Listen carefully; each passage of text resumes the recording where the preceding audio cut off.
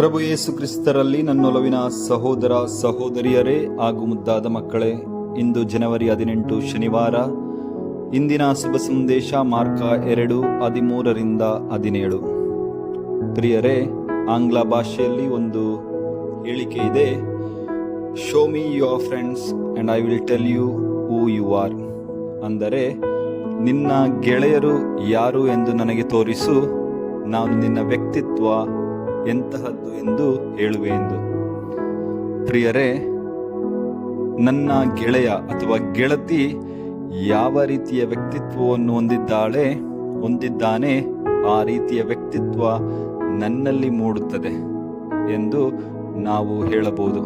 ಹಾಗೂ ಹಿರಿಯರು ನಮಗೆ ಯಾವಾಗಲೂ ತಿಳಿಸುತ್ತಾರೆ, ನಾವು ಒಳ್ಳೆಯವರ ಸಂಘವನ್ನು ಮಾಡಬೇಕು. ನಮ್ಮ ಗೆಳತಿಯರು ಒಳ್ಳೆಯವರಾಗಿರಬೇಕು. ಕೆಟ್ಟವರ ಜೊತೆ ಯಾವುದೇ ರೀತಿಯ ಒಡನಾಟವನ್ನು ಹೊಂದಿಕೊಳ್ಳಬಾರದು ಎಂದು ಹಿರಿಯರು ನಮಗೆ ತಿಳಿಸುತ್ತಾರೆ. ಆದರೆ ಇಂದಿನ ಶುಭ ಸಂದೇಶದಲ್ಲಿ ನಾವು ನೋಡುತ್ತೇವೆ, ಪ್ರಭು ಯೇಸು ಕ್ರಿಸ್ತರ ಒಡನಾಟ ಪಾಪಿಷ್ಠರ ಬಳಿಯೂ ಇತ್ತು. ಪ್ರಭು ಯೇಸು ಕ್ರಿಸ್ತರು ತಮ್ಮ ಹೆಚ್ಚಿನ ಸಮಯವನ್ನು ಪಾಪಿಷ್ಠರೊಂದಿಗೆ ಕಳೆಯುತ್ತಿದ್ದರು. ಅವರೇ ಇಂದಿನ ಶುಭ ಸಂದೇಶದಲ್ಲಿ ಹೇಳುತ್ತಾರೆ, ನಾನು ಬಂದಿರುವುದು ಧರ್ಮಿಷ್ಠರನ್ನು ಕರೆಯಲು ಅಲ್ಲ, ಬದಲಾಗಿ ಪಾಪಿಷ್ಠರನ್ನು.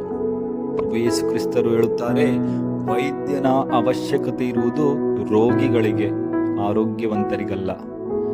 ಪ್ರಭು ಯೇಸು ಕ್ರಿಸ್ತರು, ನಾವು ಅವರ ಜೀವನವನ್ನು ನೋಡಿದರೆ, ಅವರು ಪಾಪಿಷ್ಠರೊಂದಿಗೆ ಸಮಯವನ್ನು ಕಳೆಯುವುದರ ಮೂಲಕ ಆ ಪಾಪಿಗಳನ್ನು ಪುನೀತರನ್ನಾಗಿ ಮಾಡಿದರು, ಒಳ್ಳೆಯವರನ್ನಾಗಿ ಮಾಡಿದರು.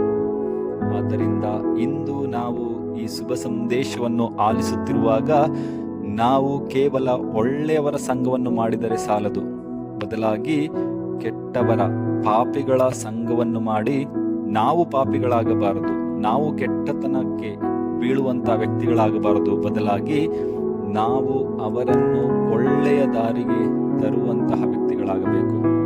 ಅವರನ್ನು ನಾವು ಪುನೀತರನ್ನಾಗಿ ಮಾಡುವ, ಸರಿ ದಾರಿಗೆ ಕರೆತರುವಂತಹ ಪ್ರಯತ್ನ ಹಾಗೂ ಪರಿಶ್ರಮ ಪಡಬೇಕು ಎಂಬುದು ಇಂದಿನ ಶುಭ ಸಂದೇಶದ ಪುನೀತ ಪವಿತ್ರ ಸಂದೇಶ. ದೇವರು ನಮ್ಮೆಲ್ಲರನ್ನು ಆಶೀರ್ವದಿಸಲಿ. ಆಮೇನ್. ಅಲ್ಲೆಲುಯ್ಯ.